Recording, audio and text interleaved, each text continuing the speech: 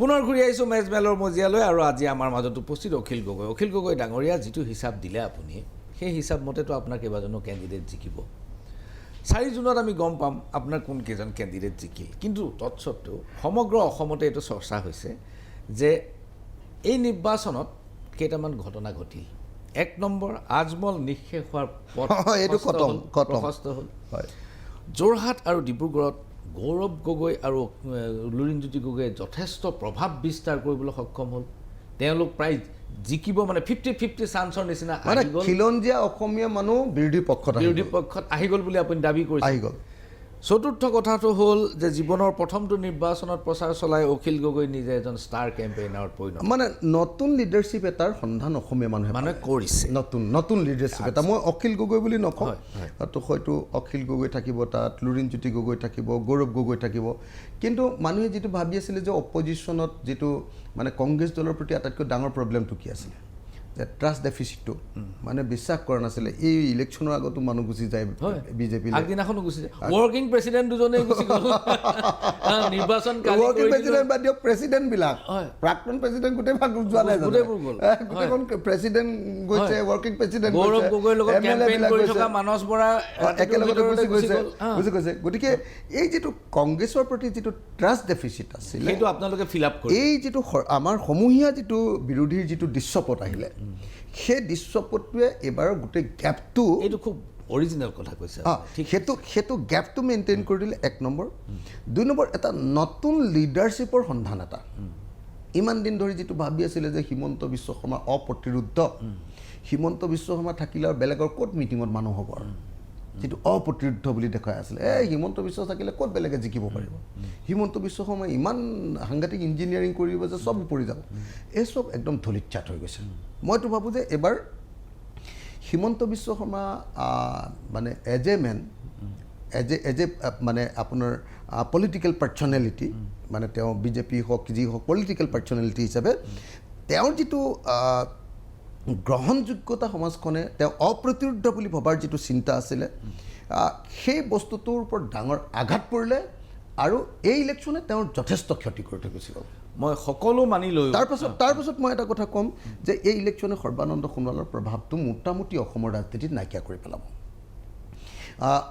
লুৰিণজ্যোতি গগৈ পাৰ্টিটো মৰি গ'ল বুলি যিবিলাকে ভাবি আছিলে, লুৰিণজ্যোতি গগৈ আকৌ ৱাইণ্ড আপ, আকৌ ওপৰলৈ উঠি আহি থাকিব। লুৰিণজ্যোতি গগৈ আপোনাৰ ওপৰলৈ উঠিব এতিয়া। কিন্তু আজিৰ দিনটোত আপোনাৰ এইখিনি ধাৰণা, মানে আকৌ অসমৰ সংখ্যালঘু যিটো ৰাজনীতি, সেই সংখ্যালঘুৰ ৰাজনীতিটোত সাংঘাতিক ধৰণে আপুনি দেখিছে, সাংঘাতিক ধৰণে AIDF-ক বিদায় দিলে। কিন্তু সংখ্যালঘু ৰাইজে অকল কংগ্ৰেছৰ ওপৰত ভৰসা যে নাই কৰা, মই নামনি অসমৰ নিৰ্বাচনটো পূৰা বুজি আহিছোঁ, কাৰণ একদম মানে বিশ্বাসত একেবাৰে কমপ্লিটলি ল'ব পৰা নাই এতিয়াও। তাৰ মাজতে আপুনি দেখিছে যে উজনিত যিহেতু সংখ্যাগুৰু মানুহ বা খিলঞ্জীয়া মানুহবিলাকে বিজেপিৰ প্ৰতি অনাস্থা প্ৰদৰ্শন কৰিলে, সংখ্যালঘুৱে সাহস পাইছে, সেইটোৱে সংখ্যালঘু সাহস দিয়াৰ উপৰিও আকৌ হিমন্ত বিশ্ব শৰ্মা কি হৈ গ'ল, সংখ্যালঘুৰ মাজত সোমাবলৈ বাধ্য হৈ গ'ল। আপুনি দেখিছে, নিজে দেখিছে যে মানে হিন্দুত্ববাদৰ কথা কৈ থকা, মিয়াৰ ভোট নালাগে, এই যিমানবিলাক কৈ থাকে যে সেইবিলাক বক্তব্যৰ প্ৰতিৱৰ্তে আমি দেখিলোঁ যে বিজেপি আৰু হিমন্ত বিশ্ব শৰ্মাই সংখ্যালঘু ৰাইজৰ ওচৰত আত্মসমৰ্পণ কৰি দিছে, তেওঁলোকৰ ওচৰত ভোট বিচাৰিবলৈ বাধ্য হৈছে। আৰু অসমৰ ৰাজনীতি যে ৰাম নামৰ বস্তুটো যে আচলতে ৰাম নামৰ কনচেপ্টটো, ৰাম নামৰ ভগৱানজন, তেওঁ যে অসমৰ ৰাজনীতিৰ মূল প্ৰধান বস্তু নহয়। অসমৰ ৰাজনীতিত যে জাতীয়তাবাদ আছে, শংকৰদেৱ আছে, লাচিত বৰফুকন আছে, চিলাৰায় আছে, এই যিটো মানে হিন্দুত্ব ভাৰ্চেছ যিটো জাতীয়তাবাদৰ যিটো সংঘাত, এই বস্তুটো সাংঘাতিক ধৰণে প্ৰতিফলিত হৈছে। আৰু সেইকাৰণে আমি আপোনাক কথা এইটো কৈ যাব পাৰোঁ যে 2026-ৰ কাৰণে এটা নতুন সম্ভাৱনাৰ দুৱাৰ 2024-এ খুলি দিলে। আমি যদি আমাৰ যদি ৰিজিয়নেল পাৰ্টিবিলাক, আঞ্চলিক দলবিলাক যদি ঐক্যবদ্ধ হ'ব পাৰোঁ, শক্তিশালী হ'ব পাৰোঁ আৰু সঠিক দিশত প্লেন লৈ যদি আগবাঢ়ি যাব পাৰোঁ, তেতিয়াহ'লে 2026-ত আমাক ৰাইজে যথেষ্ট পৰিমাণে আদৰ দিব বুলি মোৰ একদম প্ৰবল বিশ্বাস আহি গৈছে। কংগ্ৰেছৰ লগত কোৰ্ডিনেশ্যনটো আমি সঠিক কৰিব লাগিব, আৰু কংগ্ৰেছ ইয়াতকৈ বেছি মই ভাবোঁ যে প্ৰেক্টিকেল হ'ব লাগিব। এইবাৰ যেনেকৈ মানে 13টা চিটতেই কংগ্ৰেছৰ হেৰি দি দিলে, এইটো বন্ধ কৰিব লাগিব তেওঁলোকে। এইটো বন্ধ কৰি তেওঁলোক প্ৰেক্টিকেল হৈ সঁচা সঁচিকৈ বিজেপি নামৰ এই অপশক্তিটোক বিদায় দিবৰ কাৰণে তেওঁলোকো এই প্লেনটোক তেওঁলোকে গ্ৰহণ কৰিব লাগিব, যে সামগ্ৰিকভাৱে হিন্দুত্ববাদ ভাৰ্চেছ জাতীয়তাবাদ, এই যিটো প্লেন, পিপুলছ ভাৰ্চেছ শাসক দল, এই যিটো এইবাৰ যুদ্ধ, এই প্লেনটোক তেওঁলোকে আৰু বেছি শক্তিশালী কৰিবলৈ আগবাঢ়ি আহিব লাগিব। মধ্য শ্ৰেণীৰ ভূমিকাটো খুব সাংঘাতিক পজিটিভ হৈ গ'লে বেয়া। আগতে মধ্য শ্ৰেণীৰ ভূমিকা মানে আছিলে বিজেপি পক্ষত, এতিয়া মধ্য শ্ৰেণীৰ ভূমিকাটো সাংঘাতিক পজিটিভ এটা হৈ গ'ল। আৰু অসমৰ ৰাজনীতিৰ পৰা কমিউনেল সাম্প্ৰদায়িক নেৰেটিভটো নাইকিয়া হৈ গুচি গ'ল। এইবাৰ ৰাজনীতিটো বিজেপিয়ে নিজে মুছলমানৰ ভোট বিচাৰি দিলে, গতিকে এতিয়া আৰু পলাৰাইজেশ্যন কৰা মোক মানে আগতে ধৰক বিজেপিয়ে ক'ব খোজে যে অখিল উদ্দিন, কিন্তু এইবাৰ যেতিয়া মুছলমান মানুহজনক বধ কৰিবৰ কাৰণে, মুছলমান মানে আপোনাৰ AIDFৰ যিজন লিডাৰ বদৰুদ্দিন আজমলক যেতিয়া বধ কৰিবৰ কাৰণে মই লাগি গ'লোঁ, তেতিয়া তেওঁলোকৰ নেৰেটিভে নাইকিয়া হৈ গ'ল, নেৰেটিভ নাইকিয়া হৈ গ'ল। দেখিলে যে এইটো মানে হিন্দু কমিউনেলিজিমৰ বিৰুদ্ধে যেনেকৈ কৈ থাকে, মুছলমান কমিউনেলিজিমকো ই মাৰা মাৰ দিছে,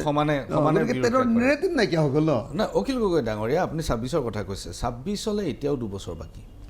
এই 2 বছৰৰ ভিতৰত কিন্তু আপোনাৰ সন্মুখত বহুত প্ৰত্যাহ্বান। এই 2 বছৰ আপুনি এই উদ্যমটো সমান পেচত ৰখাটো কিন্তু সম্ভৱ নহ'ব। বিজেপি RSS এনেকুৱা এটা শক্তি যিটোৱে এই পেচটো ভাঙি দিবৰ কাৰণে সকলো কৰিব পাৰে। আপুনি কি কয়? কাৰণ মেণ্ডেট কি হ'ব 4 জুনত কোনেও নাজানে। হয়, বিজেপি RSSৰ আটাইতকৈ ডাঙৰ শক্তি দুটা। 1 নম্বৰ শক্তিটো হ'ল সাংগঠনিক শক্তি, 2 নম্বৰটো হ'ল মানি পাৱাৰ, পইচা, টকা। কিয় নেৰেটিভছটো কিয় নকয়? নেৰেটিভছ অলছ পাৱাৰ, নেৰেটিভটো বহুত ডাঙৰ শক্তি। তেওঁলোকৰ 3 নম্বৰ তেওঁলোকৰ যিটো নেৰেটিভ বুলি আপুনি যিটো কৈছে, 3 নম্বৰ নেৰেটিভটো আমি খাই পেলাইছোঁ। তেওঁলোকৰ যিটো নেৰেটিভ, কমিউনেল নেৰেটিভ, হিন্দুত্বৰ নেৰেটিভ, হিন্দু মুছলমানৰ নেৰেটিভ, সেই নেৰেটিভটোক খাই পেলাইছোঁ। অকল সেইটো নেৰেটিভেই নহয়, তেওঁলোকৰ ডেভেলপমেণ্ট পলিটিক্স, তেওঁলোকৰ নেৰেটিভ 3টা, হয়নে নহয়? তেওঁলোকৰ নেৰেটিভ হ'ল যে উগ্ৰ ৰাষ্ট্ৰীয়তাবাদ, 2 নম্বৰ উগ্ৰ কমিউনেলিজিম, সাম্প্ৰদায়িক পলাৰাইজেশ্যন, আৰু 3 নম্বৰটো হ'ল তেওঁলোকৰ ডেভেলপমেণ্টেল পলিটিক্স, আৰু 4 নম্বৰটো হ'ল তেওঁলোকৰ বেনিফিচিয়াৰী। তেওঁলোকৰ 4টা, এই 4টাকে এবাৰ খাই দিলোঁ নহয় আমি। উজনি অসমত বেনিফিচিয়াৰীটো কেনেকুৱাকৈ এটেক কৰি দিলোঁ যে অৰুণোদয় ইছ্যু নোহোৱা হৈ গ'ল। আমি ক'লোঁ যে সকলোৱে অৰুণোদয় পাব। আমি ক'লোঁ যে আপোনালোকে চাওক, বিজেপিৰ যিখন কাগজ পাইছে সেইখন অৰুণোদয় কাগজ হয় নেকি চাওক, অশোক স্তম্ভ আছে নেকি চাওক, আৰু তাতে বেংক একাউণ্ট লিখিবলৈ জেগা আছে নেকি চাওক। এই ধৰণৰ যেতিয়া আমি একেবাৰে উৰাই দিলোঁ, তো সেইটোৱে নেৰেটিভে একদম মাৰ খাই গুচি গ'ল। গতিকে ইহঁতৰ হিতাধিকাৰী পলিটিক্সটো চেছ। ডেভেলপমেণ্ট পলিটিক্স মানে এটা বস্তু মানুহে এবাৰ ধাৰণা কৰি ল'লে, এই যে ডেভেলপমেণ্ট মানে যে আপোনাৰ যে এই যে অভাৰব্ৰিজবিলাক বনাই আছে, এই অভাৰব্ৰিজবিলাকৰ বনাই থকাৰ অন্তৰালত যে কমিশ্যন ৰাজ এটা আছে, এই বস্তুটো অসমীয়া মানুহে মিডল ক্লাছটোৱে হজম কৰি ল'লে, কথাটো বুজি পাই গ'ল যে হয়, হিমন্ত ধান্দাত কৰি আছে আৰু এই বস্তুটো আহি গ'ল এইটো। তাৰপিছত 3 নম্বৰটো হ'ল হিন্দুত্ববাদ। মই ক'লোঁ যে হিন্দুত্ববাদৰ ৰাজনীতিটো এইবাৰ আপুনি চাব 2024তো এইটোৱে হ'ব, কাৰণ বদৰুদ্দিন আজমল যেতিয়া বধ হৈ গ'ল, AIDF যেতিয়া ইছ্যু নাইকিয়া হৈ যাব, তেতিয়াহ'লে হিন্দু মুছলমানৰ পলিটিক্সটো কৰিবলৈ চান্স নাথাকিব ন। এতিয়াতো লিডাৰ ধৰক মানে এতিয়া যেতিয়া 3জন গগৈ, 3 গগৈ বুলি যিটো মানে নেৰেটিভ আহিছে, 3 গগৈৰ মাজততো কোনো না মুছলিম মানুহ আছে, লিডাৰশ্বিপততো কোনো নাই ন। আৰু আমিতো কাকো তেলো মাৰি নাথাকোঁ, আপোনালোকে জানে। আমিতো একদম সঁচা কথাটো কওঁ, হিন্দুৰ বিপক্ষে ক'বলৈ হ'লেও কৈ দিম, মুছলমানৰ বিপক্ষে হ'লেও কৈ দিম, আমিতো ক্লিয়াৰ কাট কৈ দিওঁ কথাকেইটা, আৰু 3টাই আমি তেনেকুৱা। গতিকে এতিয়া ইহঁতি এইটো কৰাৰো চান্স নাই। গতিকে এই গোটেইকেইটাৰ পাছত আটাইতকৈ ডাঙৰ যিটো বস্তু ভয় লাগে এতিয়া আমাৰ, সেইটো হ'ল তেওঁলোকৰ মানি পাৱাৰ, অসম্ভৱ মানি পাৱাৰ। যোৰহাটত এইবাৰ সৰিয়হ ফুল দেখি গৈছোঁ, টকাত সৰিয়হ ফুল। মানে ইফালে বিজেপিয়ে ইলেকশ্যনত টকা খৰচ কৰিছে 100 কোটি, আমাৰ ক'বলৈ বেয়া 1.5 কোটিও নাই কৰা যেনে লাগি আছে মোৰ। এনেকুৱা বেংক্ৰাপচিত আছিলোঁ, মানে মাথাই কাম কৰা নাই। মাথাই কাম কৰা নাই, সঁচা কথা কৈছোঁ। তো সেইটোত মানে সেই তেনেকুৱা হ'লে মানে এইটো তেতিয়া আপোনাৰ নাই, জনগণে যেতিয়া নিজে খেলিব লয় নিৰ্বাচন, মানে সেইটোত মানে ৰুলিং পাৰ্টি ভাৰ্চেছ জনগণ হৈ যোৱাৰ কাৰণে, বিজেপি ভাৰ্চেছ জনগণ হৈ যোৱাৰ কাৰণে আমি এইটোত বাচিলোঁ। কিন্তু যেতিয়া 2 বছৰ সময় পাব, 2 বছৰ সময়ততো বহুত কাম কৰি দিব দাদা, বহুত কাম কৰি দিব। সেইটো আকৌ তেতিয়া টকা মেটাৰ্ছ দেই, সেই সময়ছোৱাত টকা মেটাৰ তেতিয়া টকা মেটাৰ। বহুত ধন্যবাদ অখিল গগৈ। 4 জুনৰ পিছত আপোনাক পুনৰ লগ পাম। 4 জুনৰ নিৰ্বাচনী ফলাফল লৈ আপোনাৰ ওচৰৰ লগত পুনৰ বহিম। মানে নিৰ্বাচনী ফলাফল যিয়ে নহওক লাগে, বিজেপিয়ে ৰামটাঙোন খাইছে, বিজেপিয়ে ভাৰ মাল খাইছে, বিজেপি যে অপ্ৰতিৰোধ নহয়, হিমন্ত বিশ্ব শৰ্মা যে মানে হিৰো নহয়, গাই বাই থকা হিৰোজন যে নহয়, এইবাৰতো কেনেকুৱা নাচিবলগীয়া হৈছে আপুনি চাওকচোন। এয়া নাকত ধৰি চাকত ঘূৰোৱা বুলি কয় যে, প্ৰতিখন সভাত জঁপিয়াই জঁপিয়াই নাচিবলগীয়া হৈছে নে নাই? প্ৰেক্টিকেল নহয় এইটো, সেইটো অকল তেওঁৰ নেৰেটিভ নহয়, সেইটো অকল তেওঁৰ ষ্টাইল নহয়, তেওঁ বাধ্য হৈ গৈছে এইবাৰ। মই কৈছোঁ নাচিবলৈ বাধ্য হৈছে প্ৰত্যেকখন সৰু মিটিং 300 মানুহৰ সন্মুখত নাচিবলৈ বাধ্য হৈছে। তেওঁ পাগল কৰি দিয়া হৈছে ন তেওঁক এইবাৰ। আমি 4 জুনৰ পিছত নিশ্চয় বহিম। প্ৰিয় দৰ্শক, 3 গগৈৰ প্ৰথমজন গগৈক আজি আপোনালোকে লগ পালে। ইয়াৰ পিছত লুৰিণজ্যোতি গগৈ আৰু গৌৰৱ গগৈক মেজমেলৰ মজিয়াত পাবলৈ অপেক্ষা কৰক। মেজমেল ইমানতে সামৰিছোঁ, নমস্কাৰ।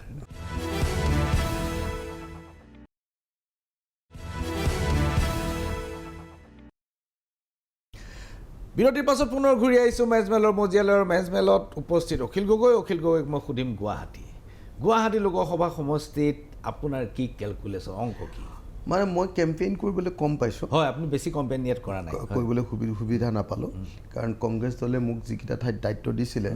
সেইবিলাক ঠাইত লাগি থাকোঁতে মোক গুৱাহাটীত বেছি কনচেনট্ৰেট কৰিবলৈ সুযোগ নাপালোঁ। মই কংগ্ৰেছ দলৰ সভাপতিক জনাইছিলোঁ যে মোক গুৱাহাটীত অলপ কেম্পেইন কৰিবলৈ দিব লাগে, কিন্তু মোক সুযোগ নাপালোঁ।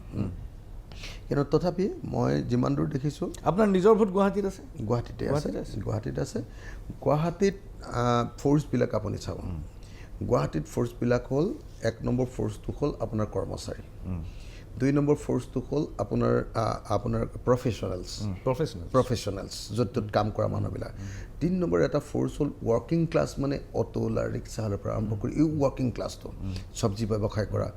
আৰু 4 নম্বৰ ফ'ৰ্চটো হ'ল ইউথটো। এই 4টা ছেকশ্যন যদি চাই, এই 4টা ছেকশ্যনৰ ছাপৰ্ট আমি পাইছোঁ অপজিশ্যন। প্ৰফেচনেলছ, কৰ্মচাৰী, ইউথ আৰু ব্যৱসায়ী মানে সৰু সুৰা ব্যৱসায়ী, মানে এই যিবিলাক আপোনাৰ অ'টো টেক্সি চলোৱা মানুহ যিবিলাক আছে নহয়, চব্জি ব্যৱসায়ী, ফলৰ ব্যৱসায়ী, এইবিলাক মানুহৰ ছাপৰ্টটো আমি পূৰা পাইছোঁ, কষ্ট কৰি খোৱা মানুহবিলাকৰ ছাপৰ্টটো। তাৰপাছত গুৱাহাটীত মানে শিক্ষিত আৰু আপোনাৰ চিভিল ছ'চাইটিখনৰ এইবাৰ ইলেকশ্যনৰ এটা প্ৰধান বস্তু চিভিল ছ'চাইটিৰ ৰোল আগতেই। যোনে যি নকওক লাগিলে, চিভিল ছ'চাইটি এটা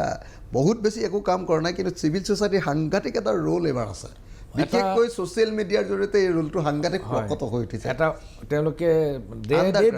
অপিনিয়ন মেকাৰ, একদম আপোনাক মই ক'লো নহয়, জনমত সৃষ্টিকাৰক এটা ভূমিকা লৈ লৈছে। এইবাৰ মানে চিভিল ছ'চাইটিটোৱে যথেষ্ট পৰিমাণে আমাৰ আনুষ্ঠানিক যিকেইটা চিভিল ছ'চাইটি আছে সেইকেইটাকতো বহুত বেছি প্ৰভাৱিত কৰিব পৰা নাই, কিন্তু এজ এ হোল যাক চিভিল ছ'চাইটি বুলি কয়, চিভিল ছ'চাইটিটোৱে সাংঘাতিক ধৰণৰ প্ৰভাৱ পেলাইছে। তাৰপিছত গুৱাহাটীৰ এটা মেজৰ ফ'ৰ্চ হ'ল মুছলমান মানুহ, প্ৰায় 5 লাখতকৈ অলপ বেছি মুছলমান মানুহ। এইটো সমষ্টি পুনৰ নিৰ্ধাৰণৰ পাছতো 5 লাখতকৈ বেছি আছে, অলপ মানুহ বেছি আছে। আচ্ছা, গতিকে সেইফালৰ পৰা যিমান তাততো যিমান পুলিং হৈছে তাৰ 80% মিনিমাম 80% আমাৰ কেণ্ডিডেটে পাইছে। যিহেতু UDF নাই, গতিকে আন কোনো মানে 80% মিনিমাম ইয়াত ভোট পাইছে। মিনিমাম বুলি কৈছোঁ দেই মই, এইটোত কিন্তু মিনিমাম এইটোত মিনিমাম 80% পাইছে। গতিকে এইফালৰ পৰা চাবলৈ গ'লে গুৱাহাটী ছিটটো আমি ওলাই যোৱাৰ সম্ভাৱনা নথকা নহয়। মই যদিও যোৰহাটৰ সমান কৈ দিয়া নাই আপোনাক, কিন্তু গুৱাহাটী ছিটটোতো যথেষ্ট পৰিমাণে এবাৰ যদি জিকি ওলাই যায়, তেতিয়াহ'লে মোৰ কোনো সন্দেহ নাথাকিব যে এইটো বৰ বঢ়িয়াকৈ জিকিছোঁ। আচ্ছা, নাই গুৱাহাটী ছিটটোতো বহুদিন ধৰি বিজেপিৰ হাতত আছে, এইটোতো কংগ্ৰেছে পোৱাই নাই বহুদিন ধৰি। এইবাৰ এটা ডাঙৰ চেলেঞ্জ। যদিও আপুনি কেম্পেইন কৰা নাই, মই 2টা সমষ্টিৰ কথা আপোনাক সুধিম। এই সমষ্টি সম্পৰ্কে চৰ্চা হৈ আছে। এটা হ'ল দৰং ওদালগুৰি, ইটো হ'ল কোকৰাঝাৰ। যিহেতু তাত BPFৰ কেণ্ডিডেট আছে দুয়োটাতে, আৰু কোকৰাঝাৰত UPPL আৰু দৰং ওদালগুৰিত BJP। এইকেইটা সমষ্টিত বহুতে BPF-ৰ পক্ষত বহুতে কৈ আছে আৰু বহুতে BPF-ৰ বিপক্ষত স্বাভাৱিকভাৱে কৈছে, কিন্তু BPF-ৰ সম্ভাৱনাটো ইমান বেছি কেনেকৈ আহি গৈছে? মানে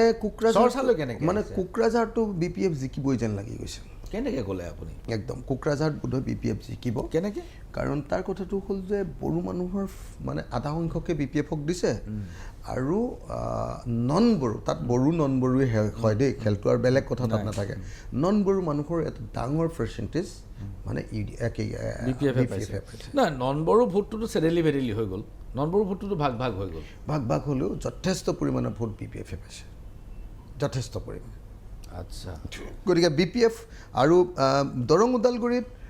মানে কণ্টেষ্টটো BPF থাকিব, তাত ভাল ভোট পাইছে, ভাল কণ্টেষ্ট থাকিব। কিন্তু কোকৰাঝাৰটো আপুনি BPF জিকিব বুলি ধাৰণা কৰিছে? মোৰ মতেতো কোকৰাঝাৰ BPF ওলাব।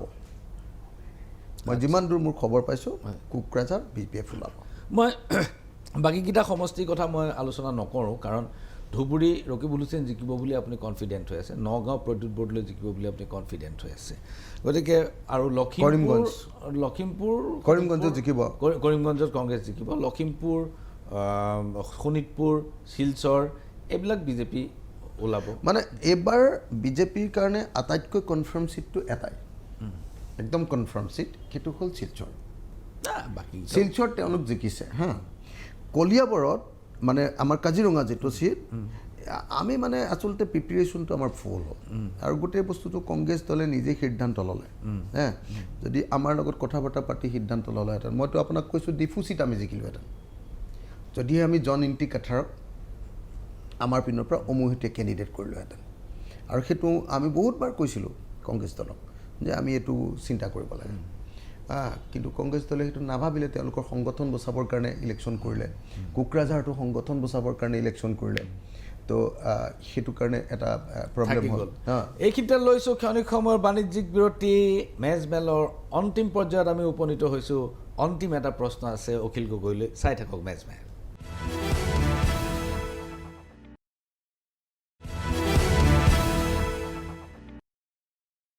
অখিল গগৈ ডাঙৰীয়া, বিৰতিৰ পূৰ্বে প্ৰশ্নটো আছিল যে মুখ্যমন্ত্ৰী ডাঙৰীয়াই কৈ আছে যে 12খন আসন পাবই, 2খন আসন বাদ দিছে। এই 12খন আসন পোৱাটো তেখেতসকলৰ কাৰণে সম্ভৱ হ'বনে? মই অসমৰ মুখ্যমন্ত্ৰী ডাঙৰীয়াই মৰিচিকা খেদিছে বুলি ভাবিছোঁ। তেওঁলোকে কষ্ট কৰিছে, তেওঁলোকে পইচা বিলাইছে, তেওঁলোকে নামঘৰে নামঘৰে পইচা দিছে, তেওঁলোকে বিশেষকৈ অনুসূচিত জাতিৰ বহুত গাঁৱত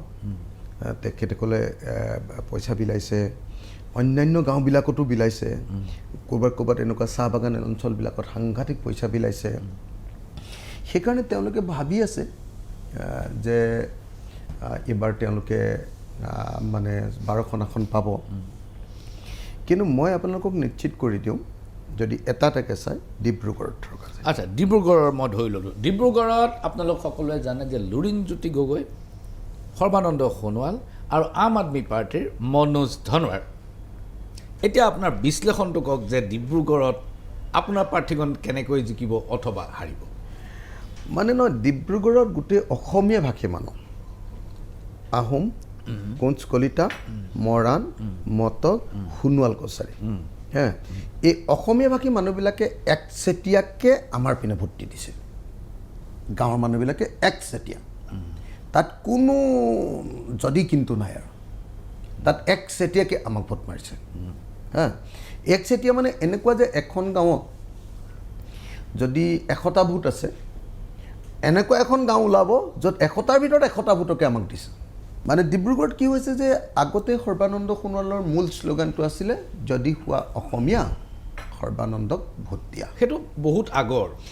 আগৰ তেওঁ শ্লোগান আছিলে। এইবাৰ তেওঁৰ শ্লোগানটো আছিলে, এইবাৰ শ্লোগানটো তেওঁ এনেকুৱা হৈ গ'ল যে সেই শ্লোগানটো মানে হেৰি আহি গ'ল হেৰিয়াৰ পিনে, লুৰিণৰ ফালে। লুৰিণজ্যোতি গগৈৰ ক্ষেত্ৰত হৈ গ'ল যে যদি তুমি অসমীয়া খিলঞ্জীয়া মানুহ, তেতিয়াহ'লে অসমীয়া মানুহ, অসমক বচাব খুজিছা, তেতিয়াহ'লে তুমি লুৰিণজ্যোতিক ভোট দিয়া। এইটো হৈ গ'ল নাম্বাৰ 1। নাম্বাৰ 2, এইবাৰ সৰ্বানন্দ সোণোৱাল, তেওঁক জাতীয় নায়ক বুলি কৈ থাকে, সেই জাতীয় নায়কৰ একমাত্ৰ ভৰসা হৈ গ'ল হিন্দী ভাষী, বাঙালী ভাষী আৰু চাহ বাগান। এইবাৰ একদম অসমীয়া ভাষী মানুহে একদম একেবাৰে এৰা দিছে আৰু তেখেতক একেবাৰে এৰা দিছে মানে ক'বলৈ একো বাকী নাই তেখেতে নিশ্চয় বুজি পাইছে এইটো কথা তো গতিকে দেখিলে যে নাই এওঁতো আল্টিমেটলি আমাৰ পক্ষত নাথাকে এইটো আমাৰ প্ৰতিনিধি হৈ নাথাকিলে এনেকুৱা হ'ব পাৰে নেকি যে তেখেতক মুখ্যমন্ত্ৰী হৈ থাকোঁতেই দলটো জিকিল তেখেতৰ মুখখন চায়ে মানুহে দলক ভোট দিলে আৰু তাৰপিছত মুখ্যমন্ত্ৰীৰ পদটো গুচি গ'ল আৰু মুখ্যমন্ত্ৰীৰ পদটো তেওঁ বিনা যুদ্ধে এৰি দিলে সেইটো দ্বিতীয় নেৰেটিভ মানুহে ক'লে মানুহে এতিয়া ডিব্ৰুগড়টো গাই আছে চবেই কৈ আছে সকলো মানুহে কৈ আছে তুমি নিজৰ মুখ্যমন্ত্ৰী চিটটো ৰাখিব নোৱাৰিলা সোণোৱাল মানুহে তেওঁক ভোট নিদিয়াৰ এটা প্ৰধান কাৰণ হ'ল যে তোমাৰ নিজৰ মুখ্যমন্ত্ৰী চিটটো ৰাখিব নোৱাৰা এনে কৈ থাকিলে কি হ'ব তোমাক আমি জিকাই পঠিয়ালোঁ তোমাক চিফ মিনিষ্টাৰ হ'বলৈ দিলোঁ তুমি গৈ সেইটো চিট এৰি দিলা এটা বাক্য নকলা তো মানে এই যে মানে আপোনাৰ সৰ্বানন্দ সোণোৱালৰ যে যিটো মানে মানে মানে গ্ৰহণযোগ্যতাটো যে একেবাৰে নাইকিয়া হৈ গ'ল মানে এই মানে মই আপোনাক কৈছোঁ আপুনি এনেকৈ চাব যে তেওঁ প্ৰথমবাৰৰ কাৰণে সৰ্বানন্দ সোণোৱালৰ ওপৰত মানুহে নিৰ্মোহ অপাৰেশ্যন কৰিছে নিৰ্মোহ অপাৰেশ্যন কেতিয়াও কৰা নাছিলে যেতিয়া গৈ ধৰক মই যেতিয়া কৈ দিলোঁ নাই জিকাৰ সুযোগ তেখেতৰ সম্পূৰ্ণ আছে জিকাৰ সুযোগ আছে এটা কাৰণতহে যদি জিকাৰ সুযোগ আছে বুলি ভাবে আপুনি মানে তেওঁ কণ্টেষ্টত থকাৰ মইতো নিজিকিব বুলিয়ে ভাবোঁ আপুনিতো ক'বই কিন্তু আপোনাৰ যদি সুযোগ বুলি ভাবে তেতিয়াহ'লে এটা কাৰণতে আছে যে সেইটো হ'ল যে মানে অনা অসমীয়া মানুহবিলাকৰ তেওঁৰ প্ৰতি ছাপৰ্ট আৰু 2 নম্বৰ হ'ল চাহ বাগিচাৰ ৰাইজৰ ছাপৰ্ট চাহ বাগিচাৰ ৰাইজৰ ছাপৰ্টটো তেওঁৰ কাৰণে নহয় চাহ বাগিচাৰ ৰাইজৰ ছাপৰ্টটো সেইটো বিজেপিৰ কাৰণে বাকী অনা অসমীয়া ৰাইজৰ যিটো ছাপৰ্ট যিটো তেওঁ আগতে কৈছিলে যে যদি হোৱা অসমীয়া সৰ্বানন্দক ভোট দিয়া এইবাৰ হৈ গ'ল যদি হোৱা মানে অনা অসমীয়া সৰ্বানন্দক ভোট দিয়া এইবাৰ একদম তেনেকুৱা হৈ গ'ল প্ৰথমবাৰৰ কাৰণে মানুহে সৰ্বানন্দ সোণোৱাল সম্পৰ্কে তন্নকৈ চিন্তা কৰিবলৈ সুযোগ পালে আৰু বিশেষকৈ যেতিয়া আমি কেম্পেইন কৰিবলৈ গুচি গ'লোঁ আৰু সৰ্বানন্দ সোণোৱাল সম্পৰ্কে যেতিয়া আমি ক্ৰিটিকেল বাক্যবিলাক কৈ দিলোঁ মইতো দেখিলোঁ যে ক্ৰিটিকেল বাক্যবিলাক কৈ দিয়াৰ লগে লগে মানুহৰ ভিতৰত থকা ক্ষোভবিলাক উদগীৰণ ঘটি গ'ল CAA আইনখনৰ আন্দোলন উজনিত সাংঘাতিক প্ৰবল হৈছিল ক'ভিড আহি গ'ল আপুনি গ্ৰেপ্তাৰ হৈ গ'ল তাৰপিছত আৰু CAA কোনো আন্দোলন নহ'ল নিৰ্বাচনৰ প্ৰাক মুহূৰ্তত কেইদিনমান আগত মাত্ৰ ইলেকশ্যন কমিশ্যনে ঘোষণা কৰাৰ কেইদিনমান আগত মাত্ৰ CAAৰ ৰুলছ ফ্ৰেম হ'ল অসমত স্থিমিত গতিত অলপ আন্দোলন হ'ল বেছি নহ'ল পুলিচে সাংঘাতিক ধৰণৰ কুচকাৱাজ আৰম্ভ কৰিলে আপুনি ভাবে নেকি যে উজনি অসমৰ সৰ্বানন্দ সোণোৱালৰ বিৰুদ্ধে ক্ষোভ বা বিজেপিৰ বিৰুদ্ধে উজনিত যিটো ক্ষোভ হৈছে এই ক্ষোভটোত CAA আইনখনৰো কিছু বৰঙণি আছে মানে মইতো ভাবোঁ যে কেইবাটাও অকল CAA নহয় CAAৰ লগতে সামগ্ৰিকভাৱে কেইবাটাও বস্তুৰ সাংঘাতিক ধৰণৰ মানে এটা প্ৰভাৱ এইবাৰ মানুহৰ মনত পৰিলে এটা হ'ল CAA আন্দোলনটোক ডমিনেট কৰাৰ যিটো প্ৰক্ৰিয়া এই প্ৰক্ৰিয়াটোক মানুহে বুজি উঠিলে যে এই চৰকাৰখন গুণ্ডাৰ চৰকাৰ ইহঁতে কাৰো কথা নুশুনে ইহঁতে কাৰো কথা নামানে ইহঁতক কথা কৈ লাভ নাই গতিকে সেইটো সৰ্বানন্দ সোণোৱালৰ মুখ্যমন্ত্ৰীত্ব কালতে হ'ল ঘটনাটো না মানে সেইটো এই একেৰাহে হৈ আছে আৰু সেইটো আটাইতকৈ তীব্ৰতৰ ৰূপ লৈছে হিমন্ত বিশ্ব শৰ্মা চৰকাৰ কাৰ্যকাল সেইখিনি সময়তো CAA আন্দোলন নাছিল নহয় তাৰপাছততো CAA আন্দোলনটো কণ্টিনিউ হৈ আছে ন তাৰপিছত আপোনাৰ সেই সময়ত গ'ল তাৰপিছত আকৌ এতিয়া আহিলে এই গোটেই সময়খিনিতে যিটো অৱদমন CAA আন্দোলনৰ অৱদমন যিটো দেখিছে আন্দোলনকাৰীৰ ওপৰত যিটো নিৰ্যাতন দেখিছে সেই নিৰ্যাতনটো আৰু মানে বিজেপি সম্পৰ্কে মানুহৰ ধাৰণা যে ইহঁতি আন্দোলন চান্দোলনক কাকো নামানে ইহঁতৰ লগত কথা কৈ লাভ নাই আৰু তাক কেইদিনমানৰ আগলৈকে মানুহে ভাবিছিলে যে নহয় ইহঁতি অপ্ৰতিৰোধ সিহঁতক হৰুৱাব নোৱাৰি কিন্তু সেইটো ভাঙি দিয়া হ'ল যে সেই নেৰেটিভছটো ভাঙি গ'ল অপ্ৰতিৰোধ নহয় এই বস্তুটো যেতিয়া ভাগি গ'ল ভাগি যোৱাৰ লগে লগে বিশেষকৈ সৰ্বানন্দ সোণোৱাল সম্পৰ্কে যিবিলাক ক্ৰিটিকেল কথা কেতিয়াও মানুহে ক'বলৈকে সাহস কৰা নাছিলে বা ভাল পোৱা নাছিলে সাহস নহয় ভাল পোৱা নাছিলে এজন ভাল মানুহ বুলি চব ভদ্ৰলোক এনেকুৱা ধৰণে আমি ইলেকশ্যনত এইবাৰ সাংঘাতিক ধৰণে অপাৰেশ্যন কৰি দিলোঁ অপাৰেশ্যনবিলাকত মানে একদম মানে তন্নকৈ সৰ্বানন্দ সোণোৱালৰ প্ৰত্যেকটো অংগ পতংগ মানুহে দেখি গ'ল মানে মানুহটো এনেকুৱাহে নেকি আচলতে অখিল গগৈ ডাঙৰীয়া মই এতিয়া দ্বিতীয় সমষ্টিটোলৈ আহিব খুজিছোঁ যোৰহাট আমাৰ দৰ্শকসকল ৰৈ আছে যে গৌৰৱ গগৈ বনাম তপন গগৈ প্ৰত্যক্ষ সংঘাত প্ৰত্যক্ষ যুদ্ধ না কোনো পধ্যে গৌৰৱ গগৈ বনাম তপন গগৈ হোৱাই নাই ইলেকশ্যনত Gaurav Gogoi versus BJP Gaurav Gogoi versus Himanta Biswa Sharma Gaurav Gogoi versus মন্ত্ৰীসভা তাত কোনো তপন গগৈ কোনো ফেক্টৰেই নহয় আপুনি এনেই মানে সেই কথাটো পাতি লাভেই নাই তপন গগৈ সম্পৰ্কে কোনেও ভাবাৰ অৱকাশেই পোৱা নাই তপন গগৈ তাত নাই তপন গগৈ কোনো কাৰক নহয় তাতে এতিয়া কেনেকৈ গৌৰৱ গগৈ আপুনি যে কেম্পেইন কৰিলে আপুনি এতিয়া ক'ব যে গৌৰৱ গগৈ জিকিব কিন্তু গৌৰৱ গগৈ কি অংকত জিকিব গৌৰৱ গগৈ জিকিব এইকাৰণেই যে গৌৰৱ গগৈ সকলো শিক্ষিত মানুহে ভোট দিছে কিন্তু গৌৰৱ গগৈৰ সংখ্যাটো কম মই কৈ আছোঁ গৌৰৱ গগৈ সকলো নতুন প্ৰজন্মৰ মানুহে ভোট দিছে গৌৰৱ গগৈ মানে আমাৰ কেম্পেইনৰ মূল বস্তুটো আমি প্ৰত্যেকটো সমষ্টিতে কেম্পেইনৰ থিম ঠিক কৰি লৈছিলোঁ নেৰেটিভ ঠিক কৰি লৈছিলোঁ আমাৰ যোৰহাটৰ কেম্পেইনিঙৰ আমাৰ যিটো নেৰেটিভ আছিলে বিশেষকৈ আমাৰ ৰাইজৰ দলৰ নেৰেটিভ মোৰ নেৰেটিভ এই নেৰেটিভটো আছিলে যে আমি যোগ্যতা কম্পিটেঞ্চি এইটোক আমি তাত থিম কৰি লৈছিলোঁ আৰু সেই কম্পিটেঞ্চি বস্তুটো যেতিয়া কৈছিলোঁ সেই কম্পিটেঞ্চিটো মানে কোনো ধৰণৰ মানে তুলনা নহয় ন গৌৰৱ গগৈৰ লগত মানে হিন্দী ভাষা ইংৰাজী ভাষা বিতৰ্ক কৰাৰ ক্ষমতা কথা কোৱাৰ দম যিটো মানে এজন এম পিৰ 3টা গুণটো লাগিব মানে প্ৰতিনিধি হ'বলৈ ফাৰ্ষ্ট কথাটো হ'ল ভাষাৰ ওপৰত জ্ঞান দখল 2 নম্বৰটো হ'ল ছাবজেক্টৰ ওপৰত তেওঁৰ দখল ছাবজেক্টটো জানিব লাগিব পঢ়িব লাগিব ৰিচাৰ্চ কৰিব লাগিব সেইটো এটা 2 3 নম্বৰ যে তেওঁ হেৰি কৰিলেই নহ'ব তেওঁৰ ভিতৰত আকৌ কথা ক'ব পৰাৰ যিটো সাহসটো লাগিব সেই বস্তুটো লাগিব এই 3টা বস্তু লাগে ন সেই 3টা বস্তু গৌৰৱ গগৈৰ ক্ষেত্ৰত আছে সেইটো বস্তু আমি এষ্টাব্লিছ কৰি দিছিলোঁ গাঁৱে ভূঞে আৰু তাৰ বিপৰীতে তেওঁৰ বিৰুদ্ধে যিজন কেণ্ডিডেট উঠাইছে সেইজন যে একেবাৰে গছৰ মূৰা এইটো বস্তু আমি এষ্টাব্লিছ কৰি দিলোঁ নাই কিন্তু সেইটোৱে কিমান দূৰ ভোট আকৰ্ষণ কৰিলে কাৰণ তাতো চাহ বাগিচাৰ ফেক্টৰটো খুব ডাঙৰ ফেক্টৰ মই এটা দেখুৱাই দিম আপুনি যদি যোৰহাটৰ যদি একেবাৰে অপাৰেশ্যন কৰিবলৈ মোক কয় তেতিয়াহ'লে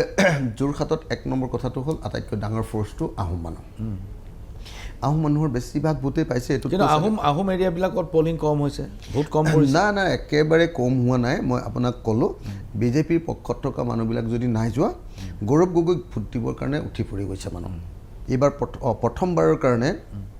মানে কি হৈছে যে বিৰোধীৰ সমূহীয়া প্ৰচাৰ এটা দেখিবলৈ পাইছে মানুহে এটা ইউনাইটেড বিৰোধীৰ ফ'ৰ্চ এটা দেখিবলৈ পাইছে এতিয়া এই 3জন মানুহক লৈ ইউনাইটেড বিৰোধীৰ যিটো ফ'ৰ্চ দেখিবলৈ পাইছে সেইটোৱে মানে একেবাৰে আহোম মানুহৰ মাজত সাংঘাতিক ধৰণৰ এটা মানে জোৱাৰ এটা আনি দিলে নাম্বাৰ 1 নাম্বাৰ 2 ফ'ৰ্চটো হ'ল চাহ বাগিচা ডেফিনেটলি বিজেপিৰ প্ৰভাৱ বেছি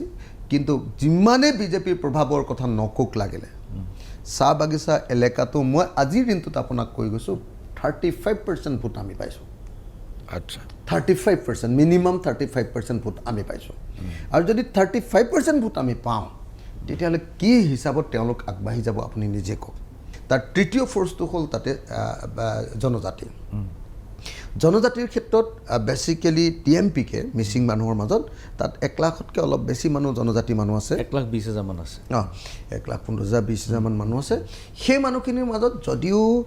বিজেপিয়ে কৈছিলে যে গোটেই ভোটটো তেওঁলোকৰ পিনে কনচলিডেটেড হৈছে কিন্তু বেচিকেলি মাজুলীত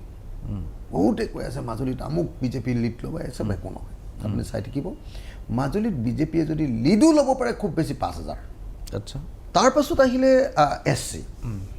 SCত আটাইতকৈ বেছি ইঞ্জিনিয়াৰিং কৰিছে SC মানুহৰ ক্ষেত্ৰত মই দেখিছোঁ যে পীযুষ হাজৰিকা নিজে বহি লৈছে SC মানুহৰ ক্ষেত্ৰত প্ৰত্যেকটো নামঘৰত 25,000কৈ টকা দিছে SC মানুহৰ ক্ষেত্ৰত পৰিয়ালৰ প্ৰতি বহুত ঠাইত মই চবকে বুলি নকওঁ পৰিয়ালৰ প্ৰতি 1,000 টকাকৈ দিছে এটা ভোটাৰ প্ৰতি 1,000 টকাকৈ দিছে তো এই পৰ্যায়লৈকে বিজেপি গৈছে বিজেপিয়ে চাগে যোৰহাট লোকসভা সমষ্টিত 100 কোটি টকা খৰচ কৰিছে মই বিশ্বাস কৰা নাই তথাপিও বাৰু আপুনি ক'বলৈ দিছোঁ মই আপুনিতো বিশ্বাস নকৰা বুলিয়ে ক'ব লাগিব কিন্তু একদম হয় 100 কোটি টকা তাত খৰচ কৰিছে এই যে 100 কোটি টকা যে খৰচ কৰিছে 100 কোটি টকা খৰচ কৰাৰ পাছতো আপুনি দেখিবলৈ পাব যে এই ফ'ৰ্চকেইটা মানে সম্পূৰ্ণৰূপে তেওঁলোকৰ আয়ত্তলৈ আনিব পৰা নিয়ন্ত্ৰণলৈ আনিব পৰা নাই তাৰ পাছত আহিলে বঙালী ভাষী মানুহ 80,000 মান আছে গতিকে সি বহুত বেছি প্ৰভাৱিত নকৰে তাৰপিছত আহিলে হিন্দী ভাষী ইণ্টাৰেষ্টিংলি আপুনি এবাৰ চাবলৈ পাব যে যোৰহাটৰ হিন্দী ভাষী মানুহে এইবাৰ মানে অন্ততঃ মই বহুত বুলি নকওঁ অন্ততঃ 50%ৰ ওপৰত আমাকে ভোট দিছে আচ্ছা আৰু বাকী গোটেই জেনেৰেল পিপুল আছে আমাৰ জেনেৰেল অসমীয়া মানুহ জেনেৰেল কাষ্ট আছে জেনেৰেল কাষ্ট আছে জেনেৰেল কাষ্টৰ এনেই ব্ৰাহ্মণ মানুহবিলাকে সাধাৰণতে ট্ৰেডিশ্যনেলি বিজেপিৰ ভোটাৰ ব্ৰাহ্মণ মানুহ কিন্তু মই আপোনাক ক'লোঁ গৌৰৱ গগৈৰ ক্ষেত্ৰত এইটো উল্টা হৈছে গতিকে যি অংক নকৰক লাগিলে আপুনি যি কথা ক'বলৈ কৈ দি থাকক ইলেকশ্যনৰ পাছত আপুনি দেখিবলৈ পাব যে 2024 চনৰ লোকসভা ইলেকশ্যনত যোৰহাটত গৌৰৱ গগৈ জিকিছে বিজেপিৰ ভিতৰুৱা অংক মতে গৌৰৱ গগৈ 1 লাখ ভোটৰ হাৰিব আৰু অখিল গগৈৰ মতে যি অংকই নকৰক কিয় গৌৰৱ গগৈ জিকিব প্ৰিয় দৰ্শক এইখিনিতে লৈছোঁ ক্ষণিক সময়ৰ বাণিজ্যিক বিৰতি ইয়াৰ পিছত আমি অংক কৰিম গুৱাহাটীৰ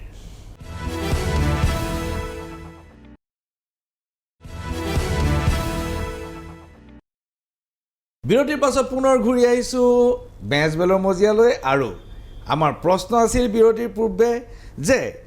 বিগত নিৰ্বাচনত 2019 চনৰ নিৰ্বাচনত পুলৱামাৰ ঘটনাই যি ধৰণে নিৰ্বাচনটোক প্ৰভাৱিত কৰিছিল তেনেধৰণে নিৰ্বাচনক প্ৰভাৱিত কৰাৰ অৱকাশ এতিয়াও আছে আৰু 2-3-4টা ফেজ যাবলৈ বাকী আছে গতিকে অখিল গগৈ ডাঙৰীয়া সেইটো আপুনি অস্বীকাৰ কৰিব নোৱাৰে সেই পৰিস্থিতি যদিও তেওঁলোকে পলাৰাইজেশ্যন কৰিব নোৱাৰিলে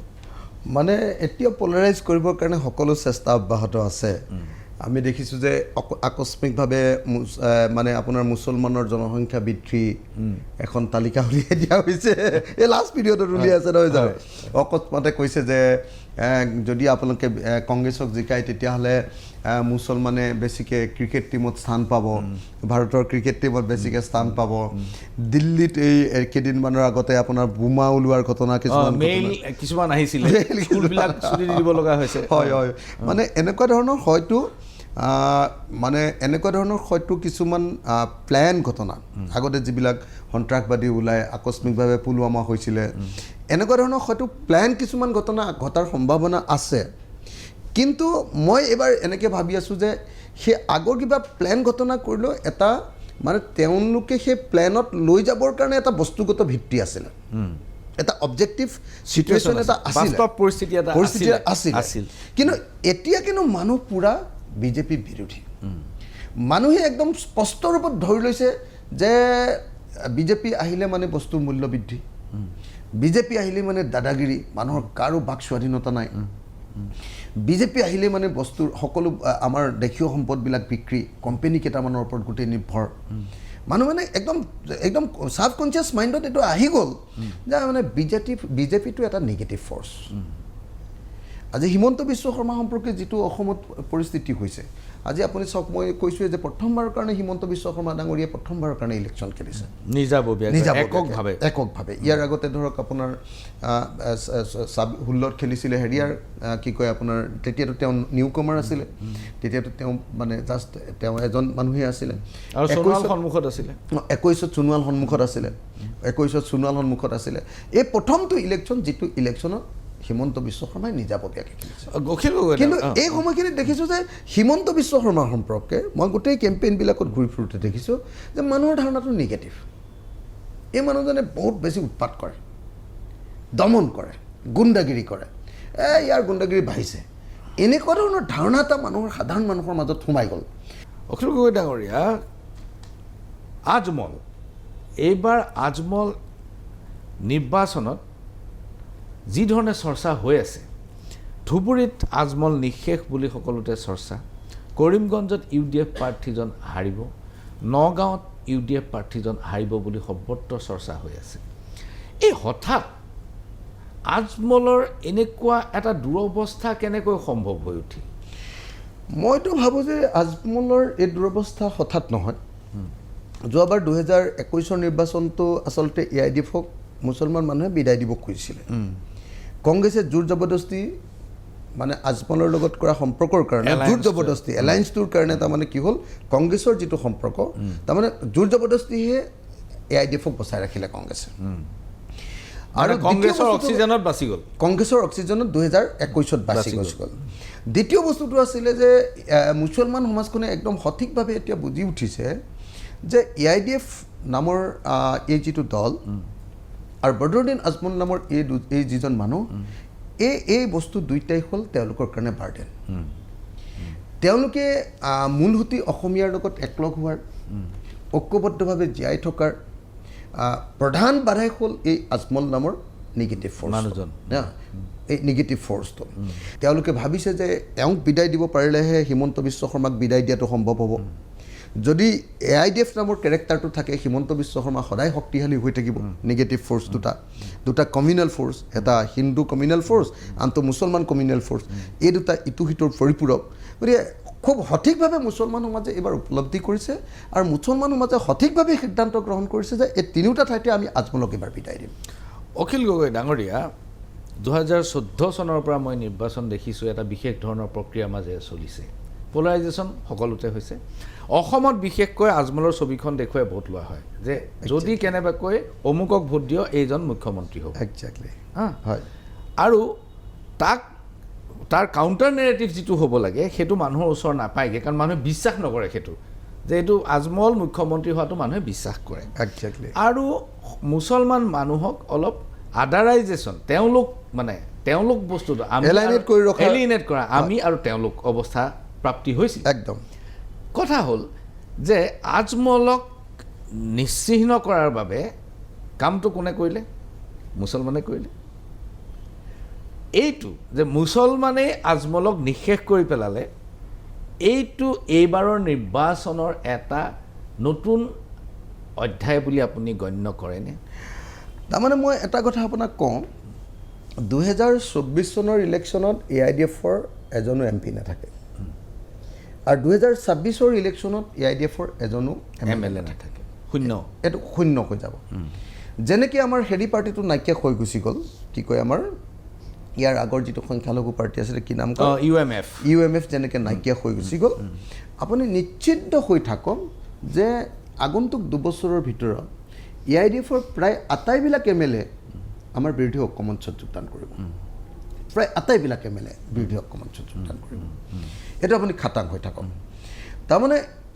এইবাৰ দুটা ডাঙৰ ঘটনা ঘটিলে এটা ঘটনা ঘটিলে যে মুখ্যমন্ত্ৰী হিমন্ত বিশ্ব শৰ্মা আৰু বিজেপি শিবিৰে খুব বিচাৰিছিলে যে আমাৰ গৌৰৱ গগৈ ডাঙৰীয়াক নগাঁৱত খেলাওঁ তেতিয়াহ'লে আকৌ হিন্দু মুছলমানৰ ইছ্যুটো প্ৰবল হৈ উঠি যাব হয় কিন্তু সেইটো নেৰেটিভ হ'বলৈ নাপালে কিয় কাৰণ AICCয়ে গৌৰৱ গগৈ ডাঙৰীয়াক যোৰহাটত পঠিয়াই দিলে যোৰহাটলৈ পঠিয়াই দিয়াৰ লগে লগে নেৰেটিভটো চেঞ্জ হৈ গুচি গ'ল গতিকে আটাইতকৈ ডাঙৰ কিন্তু অসুবিধাটো হ'ল যোৰহাটত গৌৰৱ গগৈৰ নিৰ্বাচনত অৱতীৰ্ণ হোৱাটো অখিল গগৈ ডাঙৰীয়া মুখ্যমন্ত্ৰী ডাঙৰীয়াই কৈ আছে যে 12খন আসন পাবই 2খন আসন বাদ দিছে 14খনৰ 12খন আসন পাবই এই 12খন আসনো বিজেপিয়ে কেনেকৈ পাব আৰু আপোনাৰ এই প্ৰসংগত কি পৰ্যবেক্ষণ আমি এই ক্ষণিক সময়ৰ বাণিজ্যিক বিৰতিৰ পাছতে আপোনাৰ উত্তৰটো মই আশা কৰিম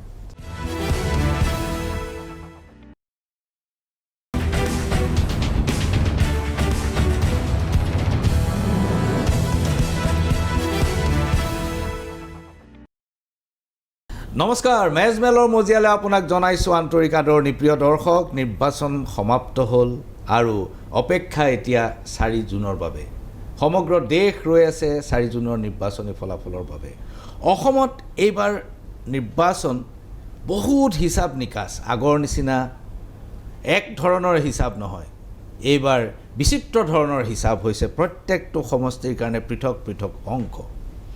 এইবাৰ নিৰ্বাচনত আপোনালোক সকলোৱে নিশ্চয় লক্ষ্য কৰিছে যে 3জন নেতা ডেকা নেতা গৌৰৱ গগৈ অখিল গগৈ আৰু লুৰিণজ্যোতি গগৈ চমুকৈ ৰাইজে আজিকালি 3 গগৈ বুলি কোৱা হৈছে এই 3 গগৈৰ কিন্তু ভূমিকা আছিল অনস্বীকাৰ্য যিমানেই জ্যেষ্ঠ নেতাই লাগিলে প্ৰচাৰ নচলাওক কিয় এই 3 গগৈৰ নিৰ্বাচনী প্ৰচাৰ দ্বিতীয়তে ডিব্ৰুগড় আৰু যোৰহাট লোকসভা সমষ্টিত কোন জিকিব এই লৈ জনগণৰ উদ্বেগ আমি অস্বীকাৰ কৰিব নোৱাৰোঁ এই মুহূৰ্তত এই 3 গগৈৰ এজন আমাৰ লগত উপস্থিত আছে আৰু বাকী 2জন গগৈৰো আমি কাষ চাপিম আজি আমাৰ মাজত উপস্থিত থকা গগৈজন হৈছে আপোনালোকৰ সকলোৰে পৰিচিত অখিল গগৈ আপোনাক আন্তৰিক আদৰণি নিৰ্বাচনৰ পাছত 2 দিন মাত্ৰ বিৰতি লৈছে এদিন বিৰতি লৈছে আৰু মাত ভাগি আছে মাত ভাগি আছে আপোনাৰ লগত নিৰ্বাচনী প্ৰচাৰত মই শেষৰবাৰ ধুবুৰীত লগ পাইছোঁ অখিল গগৈ ডাঙৰীয়া জীৱনৰ প্ৰথমটো নিৰ্বাচন আপুনি নিৰ্বাচন জিকি MLA হ'ল কিন্তু সেই নিৰ্বাচনটো আপুনি খেলিব নোৱাৰিলে হয়। আপুনি জেলত থাকিব লগা হ'ল। এইবাৰ আপোনাৰ জীৱনৰ প্ৰথমটো নিৰ্বাচনী প্ৰচাৰ ইয়াৰ আগলৈকে আপুনি আছিল ৰাজপথৰ বিদ্ৰোহী আৰু এইবাৰ আপুনি প্ৰচাৰত নামিছে আৰু অকল নিজৰ কাৰণে নহয় আন কেইবাটাও দলৰ কাৰণে আপুনি প্ৰচাৰত নামিব লগা হৈছে এইটো এটা অদ্ভুত সমীকৰণ নিজৰ নেৰেটিভটো খুব ভালদৰে ক'ব পাৰি লোকৰ নেৰেটিভ এটাৰ লাইবিলিটিখিনিও লগত লৈ যোৱাটো এটা সমস্যা এইবাৰ নিৰ্বাচন কিয় বেলেগ বাকী নিৰ্বাচন বেলেগতকৈ কিয় বেলেগ মানে এইবাৰৰ নিৰ্বাচনটো বহুত ক্ষেত্ৰতে বেলেগ মোৰ জীৱনৰটো প্ৰথম নিৰ্বাচন আপুনি কৈছে সৰ্বভাৰতীয় পৰ্যায়ত এইবাৰ মোদী মেজিকটো একেবাৰে নাই মোদী মেজিক নাই একদম নাই আৰু বিজেপিৰ যিবিলাক নেৰেটিভ আছিলে আৰ্টিকল 370 এবলিউশ্যন ৰাম মন্দিৰ কমিউনেল যিবিলাক হেৰি আছিলে সেইবিলাক মানে একেবাৰে সেই নেৰেটিভবিলাক এবাৰ ভাগি ছিগি গ'ল আৰু অসমততো সেইবিলাকে কামেই নিদিলে এইবাৰ নিৰ্বাচনটোত মানে আমি দেখিলোঁ যে এইবাৰ নিৰ্বাচনটো বেচিকেলি নিৰ্বাচন মানে যিটো আমাৰ শাসক দল বিজেপিৰ লগত ৰাইজৰ পোনপটীয়া যুঁজ আচ্ছা বিজেপি বনাম জনগণ বিজেপি ভাৰ্চেছ মানে পিপল সেইকাৰণে মই গোটেই ইলেকশ্যনটোত কোৱা আটাইতকৈ বেছি সঘনে কৈ থকা বাক্যটো আছিলে যে পাৱাৰ অফ কমন পিপল এইটো মানে এইবাৰ ইলেকশ্যনত সঁচা সঁচিকৈ দেখুৱাই দিছে আচ্ছা আগতে বিজেপি মানে হ'ল মানে আপুনি দেখিছিলে যুৱ প্ৰজন্মৰ সাংঘাতিক চাপৰ এইবাৰ ঠিক ওলোটা আগতে বিজেপি মানে আছিলে মিডল ক্লাছটোৰ চাপৰ্ট হয় মধ্যবিত্ত শিক্ষিত আটাইতকৈ শিক্ষিত মধ্যবিত্ত শ্ৰেণীটোৰে আটাইতকৈ বেছি চাপৰ্ট আছিলে হয়নে নহয় একদম মধ্যবিত্ত শিক্ষিত শ্ৰেণীটো একেবাৰে উল্টাক হৈ গ'ল আগতে বিজেপি মানে আছিলে এমপ্লয়িজ চৰকাৰী চাকৰিয়ালবিলাকৰ সাংঘাতিক চাপৰ্ট আছিলে এইবাৰ চৰকাৰী চাকৰিয়াল 99.9% উল্টা হৈ গৈছে আপুনি এইবাৰ দেখিছে নিশ্চয় নহয় জানো আৰু এইবাৰ অসমত যিটো কৰিব খুজিছিলে যে তেওঁলোকে হিতাধিকাৰীৰ ৰাজনীতি মানে এনেকুৱা ধৰণে দেখুৱাইছিলে CMৰ গোটেই ভাৰ্চনটো এনেকুৱা আছিলে যে আমাক মহিলাই বচাই দিব জেণ্ডাৰ ডিভাইড একদম এনেকৈ একদম মানে সমান্তৰালভাৱে মানে হেৰি কৰি দিছিলে হয়নে নহয় এইটো কৰিছিলে তো সেই যিটো আছিলে সেই গোটেই বস্তুটো মই দেখিলোঁ যে এইবাৰ একেবাৰে নাকচ হৈ গৈছে আচ্ছা যদিও আপুনি কৈছে যে এইবাৰ মোৰেই প্ৰথম নিৰ্বাচন কিন্তু এইবাৰ অকল মোৰেই প্ৰথম নিৰ্বাচন নহয় অসমৰ মুখ্যমন্ত্ৰীৰো চাগে প্ৰথমটো নিৰ্বাচন কিয় ক'লে কাৰণ আগতেতো তেখেতে ধৰক নৰেন্দ্ৰ মোদীৰ ছত্ৰছায়াত ইলেকশ্যন খেলিছিলে তাৰপাছত সৰ্বানন্দ সোণোৱালক আগফালে দেখুৱাই লৈ ইলেকশ্যন খেলিছিলে এইবাৰ ডাইৰেক্টলি হিমন্ত বিশ্ব শৰ্মা সন্মুখৰ শাৰীত তেওঁ মুখ্যমন্ত্ৰীও তেওঁ আটাইতকৈ ডাঙৰ কেম্পেইনাৰো আৰু যিমানবিলাক তেওঁলোকৰ ষ্টাৰ কেম্পেইনাৰ আছিলে চববিলাক তেওঁৰ তলত আছিলে এইবাৰ সৰ্বানন্দ সোণোৱালৰ ভূমিকা প্ৰায় নাই বুলিয়ে ক'ব পাৰি নিষ্প্ৰভ ভূমিকা এটা আছিলে তেওঁক একেবাৰে তলত ৰখা হৈছিলে বাকী মন্ত্ৰীবিলাকৰ ভূমিকা নাছিলেই অকল হিমন্ত বিশ্ব শৰ্মাৰ ক্লজেষ্ট যিকেইজন মন্ত্ৰী সেই মন্ত্ৰীকেইজনক লগত লৈ তেওঁ এইবাৰ কেম্পেইন কৰিছিলে অখিল গগৈ ডাঙৰীয়া বিজেপিয়ে যিটো সাধাৰণতে কৰে সেইটো হ'ল পলাৰাইজেশ্যনৰ ৰাজনীতি এইবাৰো আপ্ৰাণ চেষ্টা কৰিছে সমগ্ৰ ভাৰতবৰ্ষত মংগলসূত্ৰ কাঢ়ি নিব হিন্দুৰ পপুলেশ্যন কমি গ'ল মুছলমানৰ পপুলেশ্যন বাঢ়ি গ'ল ইত্যাদি ইত্যাদি বিভিন্ন ধৰণৰ আকৌ ক্ৰিকেট টিমত মুছলিম আহিব হয় গতিকে এই কথাবিলাক কিন্তু এইবাৰ কিন্তু পলাৰাইজেশ্যনৰ ৰাজনীতিটো অসমত নচলিল তাৰমানে প্ৰশান্ত দা আমি ইলেকশ্যনৰ আগতে ভাবিছিলোঁ যে এইবাৰৰ ইলেকশ্যনটো মানে এইবাৰৰ ইলেকশ্যনটো ইমাৰ্জেঞ্চিৰ পিছৰ যিটো ইলেকশ্যন সেই ইলেকশ্যনৰ নিচিনা হ'ব কিয় ক'লে কাৰণ এইবাৰ গোটেই ভাৰতবৰ্ষত মানে মানুহৰ কাৰণে আটাইতকৈ ডাঙৰ সমস্যাটোৱে আছিলে মোদী বুজি পালোঁ নৰেন্দ্ৰ মোদী নাই ইমাৰ্জেঞ্চি নিৰ্বাচনটোত আপোনাৰ হিন্দু আৰু মুছলমান জনসংঘ আৰু মৌলানা আছাদ মাদানী এওঁলোক কিন্তু একেটা প্লেটফৰ্মত আহি গৈছিলে মানে এইবাৰ কিন্তু সেইটো হোৱা নাই মানে নহয় কিন্তু এইবাৰ ধৰ্মীয়ভাৱে সেইটো হোৱা নাই হোৱা নাই কিন্তু এইবাৰ আপুনি নিশ্চয় দেখিছে যে এইবাৰ মানে বিজেপিয়ে যিবিলাক মানে কৈ থাকে যে এক দেশ এক ৰাষ্ট্ৰ এক ভাষা এক ধৰ্ম এই ইছ্যুজবিলাকক একদম সাংঘাতিক ধৰণে নৎসাত কৰিছে বিজেপিৰ গুণ্ডাগিৰি মই গুণ্ডাগিৰি শব্দটোৱে কৈছোঁ বিজেপিৰ অৱদমন বিজেপিৰ সংবিধানৰ প্ৰতি অৱমাননা বিজেপিৰ গণতান্ত্ৰিক ব্যৱস্থাটোৰ প্ৰতি আক্ৰমণ বিজেপিৰ মানে গোটেই হেৰি ছিষ্টেমটোৰ ওপৰত আক্ৰমণ আপোনাৰ সাংবিধানিক যিবিলাক নিৰ্বাচিত চৰকাৰবিলাকক বাৰম্বাৰ ভাঙি পেলোৱা এই গোটেই কাৰবাৰটো আৰু আটাইতকৈ ডাঙৰ প্ৰশ্নটো আপোনালোকে নিশ্চয় দেখিছেনে যে এইবাৰ বিজেপিয়ে প্ৰথমবাৰৰ কাৰণে ক'বলগীয়া হৈছে আগতে তেওঁলোকে সংবিধান সলাম বুলিয়ে কৈ থাকে এই সংবিধানক নেমানো বুলি কৈ থাকে কিন্তু এইবাৰতো ক'বলগীয়া হৈছে ইলেকশ্যনত তেওঁলোকে ক্লেৰিফিকেশ্যন দিবলগীয়া হৈছে নাই আমি সংবিধান সলাবৰ কাৰণেতো ইলেকশ্যন খেলা নাই চাৰ্চ অফ পাৰ শব্দটোৱে চাৰ্চ অফ পাৰ গোটেই শ্লোগানটোৱে মানুহৰ মনত এটা শংকাৰ সৃষ্টি কৰিলে যে তেওঁলোকে সংবিধান মানে এইটো বিৰোধীয়ে সেই নেৰেটিভটো খুব ধুনীয়াকৈ কৰিলে যে চাৰ্চ অফ পাৰ তেওঁলোকে কি কৰিব খুজিছে আপুনি যদি মোৰো ইলেকশ্যন কেম্পেইনিংটো চায় তেতিয়াহ'লে মই বাৰম্বাৰ কৈ থকা বস্তুটো হ'ল যে এইবাৰ সংবিধান ৰক্ষাৰ যুঁজ এইবাৰ গণতন্ত্ৰ ৰক্ষাৰ যুঁজ এইবাৰ দেশ ৰক্ষাৰ যুঁজ এইবাৰ জাতি ধৰ্ম বৰ্ণ ভাষাৰ কথা নাই এইটো এটা কথা কিন্তু সেইটোৰ প্ৰতি মানুহৰ সঁহাৰি কেনেকুৱা মানুহে আপোনাৰ বক্তব্য ধৰিব পাৰিছেনে আপুনি সংবিধান ৰক্ষাৰ যুঁজৰ কথা কৈছে সংবিধানখন কেনেকৈ ৰক্ষা কৰিব খুজিছে বা সংবিধানখন কেনেকৈ বিপদত পৰিছে মানুহে গম পাইছে বুলি আপুনি ভাবেনে না দাদা মই এটা বস্তু দেখিলোঁ যে এইবাৰ মানে মানুহক আমি জনতাক যদিও আমি ভাবি থাকোঁ যে এইবিলাক কথা বুজি নাপায় বা আমি অসমত সততে কৈ থাকোঁ যে হিতাধিকাৰী ৰাজনীতিয়ে গোটেই শেষ কৰি পেলালে এইবিলাক একো নহয় মানে হিতাধিকাৰী ৰাজনীতিয়ে কেতিয়াও আল্টিমেট মই দেখিলোঁ কেতিয়াও হেৰিটো ডিটাৰমাইন নকৰে পলিটিক্স ডিটাৰমাইন নকৰে তেতিয়াহ'লেতো সদায় ৰুলিং চৰকাৰে থাকি গ'লহেঁতেন তৰুণ গগৈ চৰকাৰৰ দিনতো কম গোটেই ধাৰণাই তেওঁলোকৰ আছিলে মহিলাসকলক লৈ পেলাই কংগ্ৰেছ চৰকাৰৰ দিনৰ ধাৰণা চাইকেল দিয়া স্কুটি দিয়া হয় তো এতিয়া একেখিনি মানুহ এইটো এতিয়া চৰকাৰত আছে গতিকে তেওঁলোকে জানে একজেক্টলি এতিয়া কথাটো হ'ল যে এইবাৰ মানুহে এটা বস্তু বুজি লৈছিলে মানে এইবাৰ মূল নেৰেটিভটো আছিলে যে চৰকাৰখন অগণতান্ত্ৰিক হৈ গৈছে চৰকাৰখনে দেশৰ সংবিধান নামানে চৰকাৰখনে কাৰো কথা নামানে চৰকাৰখন গুণ্ডা হৈ গৈছে তো আমাৰ অসমতো কম মানুহক গুলিয়াই মাৰিলে জানো আমাৰ অসমতো জানো মন গ'লেই ফটকৈ ঘৰ ভাঙি দিলে যি মন যায় তাকে কৰি আছে ন হিমন্ত বিশ্ব শৰ্মাৰ একেবাৰে জমিদাৰ নিচিনাকৈ কৰি আছে গতিকে এই যিটো হেৰি এইটোত এটা বস্তু অন্ততঃ মানে ছাবকনচিয়াছ মাইণ্ডত মানুহৰ আহি গ'ল যে বিজেপি চৰকাৰখনে বেছি কৰিছে ইহঁতৰ গুণ্ডাগিৰি বাঢ়ি গৈছে হিমন্তৰ উৎপাত বাঢ়িছে নৰেন্দ্ৰ মোদীৰ উৎপাত মানে আপুনি আটাইতকৈ ডাঙৰ কথা নৰেন্দ্ৰ মোদীৰ কোনো ঢৌ নাই এবাৰ কি নাই লহৰ যিটো লহৰ ৱেভ মানে মোদী লহৰ যিটো কৈ থাকে এইবাৰতো মোদী বুলি শব্দটো কোনেও কৈ এটাও ইলেকশ্যনত এটাও ভোট বিচাৰিব পৰা নাই গতিকে সেইকাৰণে মই ক'ব খুজিছোঁ যে এইবাৰৰ যিটো নিৰ্বাচন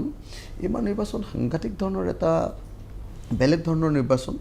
আমি নিৰ্বাচনৰ আগতেই ভাবি আছিলোঁ যে শেষত একদম সাংঘাতিক ধৰণৰ আণ্ডাৰ কাৰেণ্ট আহিব সাংঘাতিক ধৰণে এইবাৰ বিজেপি বিৰোধী ঢৌ বব আৰু সঁচাকৈ একদম ইলেকশ্যনৰ পিক আৱাৰটোত আমি দেখিবলৈ পালোঁ যে আচলতে বিজেপি বিৰোধী ঢৌ সাংঘাতিক ধৰণে বৃদ্ধি পালে সেইকাৰণে যিবিলাক এতিয়া কথা কৈ আছে যে আমুকত বিজেপি জিকিব তামুকত বিজেপি জিকিব তেওঁলোকে কৈ আছিলে 14খনৰ ভিতৰত 14খন পাম 14খনৰ ভিতৰত 13খন পাম 14খনৰ ভিতৰত 12.5খন পাম 11.5খন পাম এইবিলাক যে কৈ আছিলে এতিয়া আপুনি কোৱা শুনিছে জানো এতিয়া নকয় নাই এটা নিৰ্বাচন মোদী ডাঙৰীয়াক এতিয়া আপুনি দেখিছে জানো যে মোদী ডাঙৰীয়াক আপুনি কোৱা শুনিছে নাই চাৰ্চ অফ পাৰটো এতিয়া নকয় চাৰ্চ অফ পাৰটো এতিয়া নকয় চাৰ্চ অফ পাৰ এতিয়া আমি নিৰ্বাচনৰ মাজ ভাগত আছোঁ আৰু কেইটামান পৰ্যায় এতিয়াও যাবলৈ বাকী আৰু 4টা ফেজ আছে আৰু 4টা ফেজ এতিয়াও আছে এতিয়া কথাটো হ'ল যে মই ব্ৰেকৰ পিছত আপোনাক মই এই প্ৰশ্নটো আহিম আকৌ যে ঢৌ সৃষ্টি কৰিবৰ কাৰণে কিন্তু এতিয়াও সময় আছে হয় যোৱাবাৰ পুলৱামাই যিটো পৰিস্থিতি সৃষ্টি কৰিলে তেনে পৰিস্থিতি সৃষ্টি কৰাৰ কিন্তু অৱকাশ এতিয়াও আছে ব্ৰেকৰ পিছত আপুনি এই প্ৰশ্নটোৰ মোৰ উত্তৰ দিব একজেক্টলি